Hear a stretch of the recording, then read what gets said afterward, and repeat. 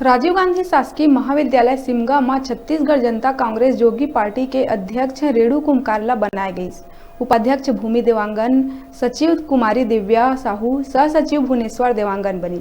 कुमारी रेणु कुमकार बताइस कि सिमगा कॉलेज में एमए थर्ड सेमेस्टर में प्रथम स्थान प्राप्त करे ही तमोला सिमगा कॉलेज के अध्यक्ष बनाइस, जेमा शासन प्रशासन के नियम अनुसार अध्यक्ष बनाए गए। रेणु कुमकार छत्तीसगढ़ जनता कांग्रेस जोगी पार्टी के आभार व्यक्त करी। रेणु कुमकार सिमगा कॉलेज में छात्र छात्रा मन ला मिठाई खवा के बधाई दीस।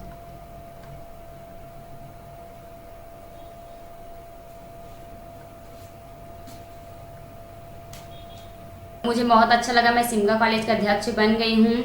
मैं सभी शिक्षकों को धन्यवाद देना चाहती हूँ जो मुझे सिमगा कॉलेज का छात्र संगठन अध्यक्ष के लिए प्रेरित किया और मैं कॉलेज में परसेंट बेसिस अध्यक्ष बन गई हूँ और इसका श्रेय मैं अपने गुरुजनों को देना चाहती हूँ।